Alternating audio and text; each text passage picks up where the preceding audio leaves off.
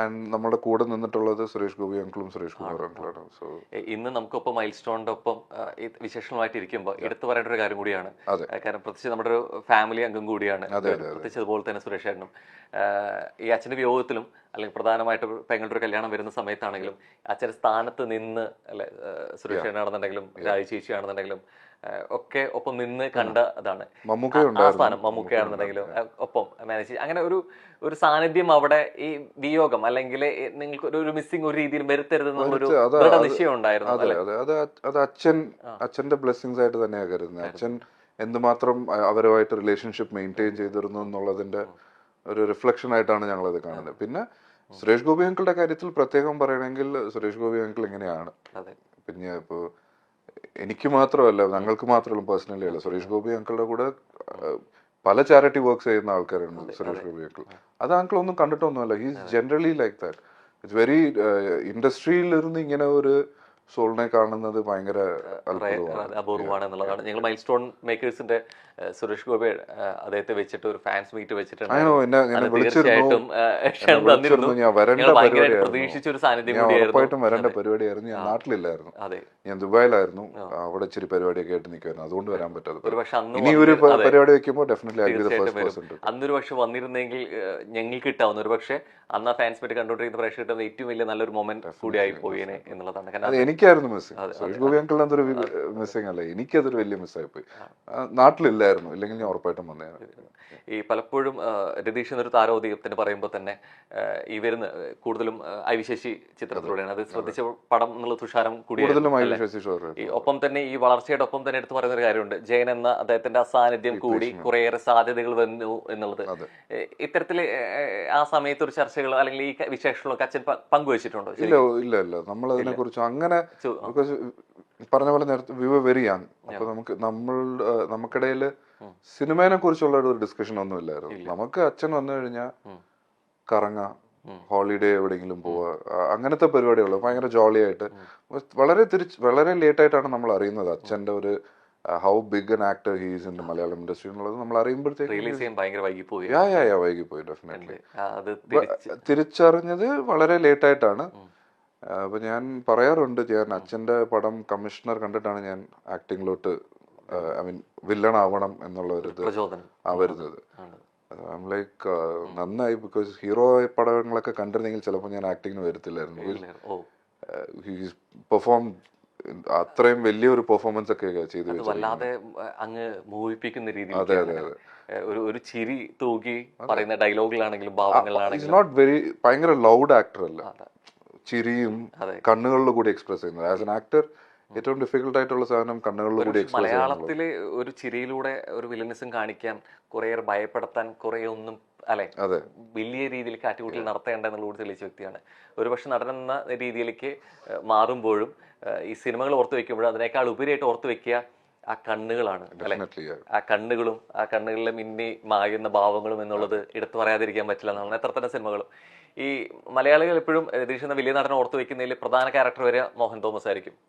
പക്ഷെ ഇത്രത്തോളം ക്യാരക്ടറിൽ ചെയ്ത് വെച്ചിട്ടുണ്ട് എന്നുള്ളതിൽ ഒരു മകനായിട്ട് അതില് മെയിൻ കാരണം എന്ന് വെച്ചാൽ അത്രയും നാൾ ഹീറോ ആയിട്ടിരുന്ന ആളുടെ ഒരു സ്വിച്ച് ചെയ്യുന്നത്. അതും ഇറ്റ് വാസ് വെരി ഡ്രാസ്റ്റിക്. അപ്പോഴും ആ വില്ലൻ ചെയ്യുമ്പോഴും നമുക്ക് എല്ലാവർക്കും അറിയാം അതില് ഭയങ്കര ലൗഡായിട്ടുള്ള എക്സ്പ്രഷനും കാര്യങ്ങളൊന്നുമില്ല, ഡയലോഗ്സാണ് കൂടുതലും, മോഡുലേഷനിലാണ് ചെയ്യുന്നത്. അപ്പോൾ അത് ഭയങ്കരമായിട്ട് ആൾക്കാർ ഉൾക്കൊള്ളും അത്. സോ അതാണ് ഇപ്പോഴും എവിടെ പോയാലും ആൾക്കാർ ഫസ്റ്റ് പറയുന്നത് മോഹൻ തോമസ്. അതെ, ആ ഒരു ക്യാരക്ടർ.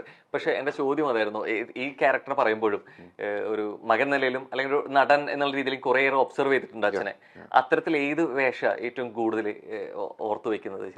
ഞാൻ ശരിക്കും കമ്മീഷണറാണ് എന്റെ ഫസ്റ്റ് ഫേവറേറ്റ്. അത് കഴിഞ്ഞ് എനിക്കുള്ളത് രാജാവിന്റെ മകനിലെ ക്യാരക്ടർ ഇഷ്ടമാണ്, കൃഷ്ണദാസ് എന്ന് പറഞ്ഞ പൊളിറ്റീഷ്യൻ. പിന്നെ വഴിയോര കാഴ്ചകളിലൊക്കെ ഒന്നും ചെയ്യുന്നില്ല. കാശ്മീറുണ്ട്, തുഷാറും, കുറെ പടങ്ങളുണ്ട്. പക്ഷെ എന്റെ ഫേവറേറ്റ് ഈ 3 പടങ്ങളാണ് എനിക്ക് ഭയങ്കരമായിട്ട് ഇംപ്രസ് ചെയ്തിട്ടുള്ളത്. As an actor, as A dad, അച്ഛൻ എന്നതിനെക്കാട്ടിലും ആസ് എൻ ആക്ടർ എന്നുള്ള ഒരു ഇതിൽ നമുക്ക് ഇങ്ങനെയൊക്കെ പെർഫോം ചെയ്യാൻ പറ്റും, നമ്മൾ ഇതുപോലെയൊക്കെ ചെയ്യണം എന്നുള്ളത് തോന്നിയിട്ടുള്ളത് ഈ 3 ക്യാരക്ടേഴ്സിലാണ്. ബിക്കോസ് ഞാൻ ഈ കുറെ പടങ്ങൾ കാണാനിരിക്കുന്നേ ഉള്ളൂ. Still not done watching his movies. Close to 150 movies ചെയ്തിട്ടുണ്ട് ഈ 8 to 10 years സ്പാനിൽ. കണ്ടുവരുന്നേ ഉള്ളൂ എല്ലാ പടങ്ങളും. എവിടെയെങ്കിലുമൊക്കെ തോന്നിയിട്ടുണ്ടോ പിന്നീട് അവിടെ കമ്പമായിരുന്നതുകൊണ്ട് തന്നെ പലപ്പോഴും അച്ഛൻ്റെ സ്റ്റാർഡും അല്ലെങ്കിൽ അച്ഛനെ എത്രത്തോളം ഇവിടെയുള്ള സ്വീകാര്യതയും അറിയാൻ പറ്റിയിട്ടില്ല, പക്ഷെ ഇവിടെ തന്നെ കേരളത്തിൽ തന്നെ ആവുമായിരുന്നെങ്കിൽ ഒരു പക്ഷേ അപ്രതീക്ഷിതമായ വിയോഗത്തിലും അച്ഛനായിട്ട് കുറേയേറെ കാര്യങ്ങൾ അറിയാൻ പറ്റുമായിരുന്നു, അങ്ങനെ ഇല്ല, ചിന്തിച്ചില്ല? അങ്ങനെ ഒരിക്കലും ചിന്തിച്ചിട്ടില്ല. ബിക്കോസ് അത് അച്ഛന്റെ അന്നത്തെ ചോയ്സ് ആയിരുന്നു. അച്ഛൻ ഒരിക്കലും അച്ഛൻ ചെയ്തിട്ടുള്ള ഓരോ ചോയ്സസിലും അച്ഛന് റിഗ്രറ്റ്സ് ഇല്ല. So I am happy in that way that he lived his life. There was no regrets for him. So ആ ജേർണിയിൽ അച്ഛൻ്റെ ഇതിൽ നമുക്കും കൂടെ ആസ് എ സൺ ഓർ നിങ്ങളുടെ സിബ്ലിങ്സ് എല്ലാവർക്കും we are only proud and happy about how it was. അല്ലാതെ നമുക്ക് ഒരിക്കലും കേരളത്തിലായിരുന്നെങ്കിൽ ചിലപ്പോ നമുക്ക് ഇച്ചിരി കൂടെ നല്ലതായിരുന്നു അങ്ങനെ ഒന്നും തോന്നിയിട്ടില്ല. ഈ അദ്ദേഹത്തിന്റെ മരണത്തെ കുറിച്ച് സംസാരിക്കുമ്പോഴും വിദേശ നടനെ കുറിച്ച് സംസാരിക്കുമ്പോഴും ഈ മക്കളെ കുറിച്ച് പറയുന്നത്, പക്ഷെ പലപ്പോഴും ഈ അമ്മയുടെ വിയോഗം പലപ്പോഴും അറിഞ്ഞിട്ടില്ല. പ്രത്യേകിച്ച് ഒരു 4 പേര് സഹോദരങ്ങൾ എന്നുള്ള രീതിയിലേക്ക് ഇനി എന്ത് എന്നുള്ള ചോദ്യചിഹ്നം സ്വാഭാവികമായിട്ട് വന്നിട്ടുണ്ട്. അവിടെ എവിടേക്കോ ഒരു സഹോദരനായിട്ടും ഒപ്പം തന്നെ ഒരു അച്ഛനായിട്ടും നിൽക്കേണ്ടി വന്നിട്ടുണ്ട്. അത് ടോട്ടലി അൺഎക്സ്പെക്റ്റഡ് ആയിരുന്നു. ബട്ട് സർട്ടൻ സിറ്റുവേഷൻസ് നമ്മളെ റിയാക്ട് ചെയ്യിപ്പിക്കും. Like you have to face the reality എന്നുള്ളത്. ആൻഡ് എൻ്റെ ഏറ്റവും വലിയ സ്ട്രെങ്ത് എന്ന് പറയുന്നത് ഞങ്ങൾ സിബ്ലിങ്സ് തന്നെയാണ്, എൻ്റെ സിബ്ലിങ്സ് തന്നെയാണ്. എന്നെ ഒരാളായിട്ട് എനിക്ക് ആ റെസ്പോൺസിബിലിറ്റി എടുക്കേണ്ടി വന്നില്ല. ഞങ്ങൾ 4 പേരും ഭയങ്കര അണ്ടർസ്റ്റാൻഡിങ്. ശരിക്കും താഴെയാണ് അല്ലെങ്കിൽ എൽഡർ ആയിട്ട് ഒരാൾ ചെയ്യട്ടെ എന്നൊന്നും വിചാരിച്ചു അത് വന്നിട്ടില്ല. അതാണ് ഞാൻ പറയുന്നത്. സോ ആ ഞങ്ങൾ തമ്മിലുള്ള ബോണ്ടിങ് ആണ് ഞങ്ങൾ 4 പേരുടെ സ്ട്രെങ്ത്. പിന്നെ നേരത്തെ പറഞ്ഞ പോലെ ഞങ്ങളെ ഗൈഡ് ചെയ്യാൻ സുരേഷ് ഗോപി അങ്കിളും സുരേഷ് കുമാർ അങ്കിളും ഉണ്ടായിരുന്നു ആ സിറ്റുവേഷനിൽ. അത് അവരുടെ അന്നത്തെ ഹെൽപ്പും കാര്യങ്ങളും യു ക്യാൻ നെവർ എക്സ്പ്ലെയിൻ, വേർഡ്സിൽ പറഞ്ഞ് ലിമിറ്റ് ചെയ്യാൻ പറ്റില്ല. അത് ഇപ്പോഴും കണ്ടിന്യൂ ആവുന്നുണ്ട്. ബിക്കോസ് അവരുടെ ഈ 2 വ്യക്തികൾ മാത്രമല്ല, ഞാൻ അവർ 2 പേരെയും പറയുമ്പോൾ അവരുടെ ഫാമിലിയും കൂടെ അവരും. ഇപ്പൊ ഞങ്ങൾ 4 പേരും ഉണ്ടായിരുന്നത് സുരേഷ് ഗോപി അങ്കിളുടെ മക്കളുമായി, സുരേഷ് കുമാർ അങ്കിളുടെ മക്കളുമായി. ഞങ്ങൾ എല്ലാവരും ഞങ്ങൾ ട്രിവാൻഡ്രം ഷിഫ്റ്റ് ആകാൻ കാരണം തന്നെ അതാണ്, അവർ 2 പേരും അവിടെ ഉള്ളതുകൊണ്ട്. അല്ലെങ്കിൽ ഞങ്ങൾ എപ്പോഴും ഇവിടെ ഗോൺ ബാക്ക് ടു തമിഴ്നാട്. ഞങ്ങൾ ചിലപ്പോൾ വരുത്തേയില്ലായിരുന്നു. May be it would have happen some time, may be, അറിയത്തില്ല. അവരുള്ളത് കൊണ്ടാണ് ഞങ്ങൾ ട്രിവാൻഡ്രത്തോട്ട് ഷിഫ്റ്റ് ആയത്. ഈ പലപ്പോഴും അച്ഛന്മാർ ഉള്ള സിനിമയിൽ മക്കൾ വരുന്ന രീതിയിലേക്ക് നമ്മൾ സോകോൾ നെപ്പോ കിഡ്സ് ഒക്കെ എന്ന് വിളിക്കുമ്പോഴും അവരുടെ സാന്നിധ്യത്തിൽ വന്നവരാണ്. ഇപ്പോ പലരാജ് അത്തരത്തിൽ വന്നാണെങ്കിൽ പോലും അച്ഛന്റെ സാന്നിധ്യം ഉണ്ടായിരുന്നില്ല. എവിടേക്കോ നമ്മൾ സപ്പോർട്ട് ചെയ്യുന്നുണ്ടെങ്കിൽ പോലും ഈ വഴി അത്രത്തോളം ഈസി ആയിരുന്നില്ല, അല്ലെ? നമുക്ക് ആഗ്രഹമുണ്ട്, നമുക്ക് കഴിവുണ്ട്, പക്ഷെ എവിടേക്ക് കുറച്ച് ഡിഫിക്കൽട്ട് ആയിരുന്നു എന്നുള്ളത് ഡെഫിനറ്റ്ലി ഒരു ചാൻസ് ആയിട്ട് കിട്ടാൻ അത് എളുപ്പമായിരുന്നു. അത് ഞാൻ ഒരിക്കലും എനിക്ക് നിഷേധിക്കാൻ പറ്റില്ല. ബിക്കോസ് ഫസ്റ്റ് മൂവി തന്നെ മമ്മൂക്കയുടെ വില്ലനായിട്ട് ചെയ്യാൻ പറ്റിയത് ദാറ്റ്സ് നോട്ട് വെരി ഈസി. അപ്പൊ അത് അച്ഛന്റെ ആ ഒരു ഇൻഫ്ലുവൻസും കാര്യങ്ങളും ഉള്ളതുകൊണ്ടാണ്. പിന്നെ അത് കഴിഞ്ഞ് ഇപ്പൊ 10 years ആയി ഞാൻ ക്ലോസ് ടു ഒരു 20 മൂവീസ് ചെയ്തിട്ടുണ്ട്. ആ കിട്ടിയ ചാൻസ് നിലനിർത്താന്നുള്ളത് is not a easy job. ഇപ്പൊ എനിക്ക് ഫസ്റ്റ് മൂവി മമ്മൂക്കയുടെ പടത്തിൽ എനിക്ക് ചാൻസ് കിട്ടി. 2ാമത്തെ പടവും മമ്മൂക്കയുടെ കൂടെ ചെയ്യാൻ പറ്റി. ഇനിയിപ്പോ വീണ്ടും ചെയ്യണമെങ്കിൽ രതീഷിന്റെ മകനെന്നുള്ള ആ ഒരു ടൈറ്റിൽ മാത്രം പോരാ, അത് മാത്രം പോരാ. ഞാൻ എന്റെ കേപ്പബിലിറ്റി അത് എനിക്ക് ചെയ്യാൻ പറ്റിയത് ഈ പടത്തിലാണ്, DNA-ലാണ് എനിക്ക് ചെയ്യാൻ പറ്റിയത്. ബിക്കോസ് ഇതുവരെ എനിക്ക് കിട്ടിയിട്ടുള്ള റെസ്പോൺസിലിരുന്ന് മാറിയുള്ള റെസ്പോൺസ് ആണ് ഞാൻ ചെയ്തിട്ടുള്ള ക്യാരക്ടറിന് കിട്ടാനുള്ളത്. ഏറ്റവും കൂടുതൽ സംതൃപ്തി നൽകിയത് DNA ഡെഫിനറ്റ്ലി, നോ ഡൗട്ട് ഉണ്ട്. അതിന്റെ ഫുൾ ക്രെഡിറ്റ് എനിക്ക് തരേണ്ടത് സുരേഷ് ബാബു സാറിന് തന്നെയാണ്. ബിക്കോസ് ആ പടം ചെയ്തപ്പോൾ ഇത് ത്രൂ ഔട്ട് ഉള്ള ഒരു ക്യാരക്ടർ ഞാൻ ഇതുവരെ ചെയ്തിട്ടില്ല. ഇങ്ങനെ ഒരു ലെങ്തി ക്യാരക്ടർ ഞാൻ ചെയ്തിട്ടില്ല, first time I am doing it. അപ്പോൾ ആ ക്യാരക്ടർ ചെയ്യാൻ എനിക്ക് സുരേഷ് ബാബു സാർ തന്ന കോൺഫിഡൻസ്. സെറ്റിൽ പലപ്പോഴും പല ഷോട്ട്സിലും എനിക്ക് തോന്നിയിട്ടുണ്ട്, അയ്യോ നമുക്ക് ചെയ്തത് ശരിയായില്ലല്ലോ, നമുക്ക് ഒന്നുകൂടെ ചെയ്യണം. അപ്പോൾ സുരേഷ് ബാബു സാർ പറഞ്ഞു ഇല്ലല്ലോ അത് ശരിയാ, ഒരിക്കലും പ്രഷർ എടുത്തില്ല.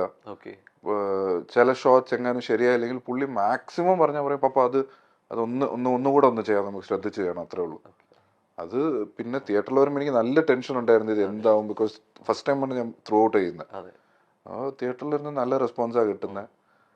എനിക്ക് സസ്പെൻസ് ആയതുകൊണ്ട് എനിക്ക് പലതും പറയാൻ കൂടുതലായിട്ട് പറ്റില്ല, അത് ക്രൈം തുറന്ന് ത്രില്ലർ reveal ചെയ്യാൻ ആയതുകൊണ്ട്. ബട്ട് പറ്റില്ല വെരി എന്നുള്ളതാണ്. Happy with the response. മുമ്പ് ദുൽഖർ പറഞ്ഞൊരു കാര്യമുണ്ട്, എനിക്ക് കുറെ നല്ലത് പറയിപ്പിക്കാൻ തന്നെ അപ്പുറത്തേക്ക് വാപ്പ ചെയ്തു വെച്ച കാര്യങ്ങൾക്ക് ദോഷം പറയിപ്പിക്കാതിരിക്കണം എന്നുള്ളതുണ്ട്. ഇത് എവിടേക്ക് ഒരു പ്രഷറാണ് അല്ലെ? കാരണം ഇത്രയും വേഷങ്ങൾ ചെയ്തു വെച്ചൊരു നടൻ ഈ രൂപം കൊണ്ട് കൂടി വരുമ്പോ എവിടേക്കും ഒരു കമ്പാരിസൺ പ്രേക്ഷകർ ഭാഗത്തുണ്ടാവും അല്ലെ? അച്ഛൻ ചെയ്തു വെച്ച് ഇങ്ങനെയാണ്, ഇനി വരാൻ പോകുന്ന ഇത്തരത്തിലായിരിക്കും എന്നുള്ളത് അല്ലെ? ഇത് ശരിക്കും നൽകുന്നത് ഒരു പ്രഷറാണോ അതോ അതിനേക്കാളേറെ സന്തോഷമാണോ? എന്താ കൂടുതൽ നൽകുന്നത്? സന്തോഷമാണ്, പക്ഷെ അതേപോലെ പ്രഷറുമാണ് ബ്രോ. എന്താ പറയാ, ലൈക്ക് അച്ഛനെ പോലെ ആണെന്ന് പറയുമ്പോൾ നമുക്ക് സന്തോഷമുണ്ട്. അത് പറയുമ്പോൾ തന്നെ അടുത്തത് അവര് പറയണ്ട, നമ്മൾ തന്നെ അത് ഓവർ തിങ്ക് ചെയ്ത് നമ്മൾ തന്നെ തിങ്ക് ചെയ്ത് പ്രഷർ ആവും. Definitely will have to deliver. അവർ അച്ഛനെ പോലെയെന്ന് പറയുമ്പോൾ അവർ നമ്മുടെ അടുത്ത് നിന്ന് എക്സ്പെക്ട് ചെയ്യുന്നതും അച്ഛൻ്റെ ഒരു ലെവൽ ഓഫ് പെർഫോമൻസസും കാര്യങ്ങളൊക്കെയാണ്. പക്ഷേ I try not to imitate. അച്ഛൻ്റെ സ്റ്റൈൽ ചെയ്യാൻ പറ്റത്തില്ല. അങ്ങനെ ചെയ്തു കഴിഞ്ഞാൽ ഇനിയും കൂടുതൽ എക്സ്പെക്ടേഷൻ വരും. സോ എൻ്റെതായിട്ടുള്ള ഒരു സ്റ്റൈലിൽ പുള്ളി ചെയ്തു വെച്ചിരിക്കുന്ന പോലത്തെ ക്യാരക്ടേഴ്സ് ചെയ്യണമെന്നുള്ളൊരു ആഗ്രഹമേ ഉള്ളൂ.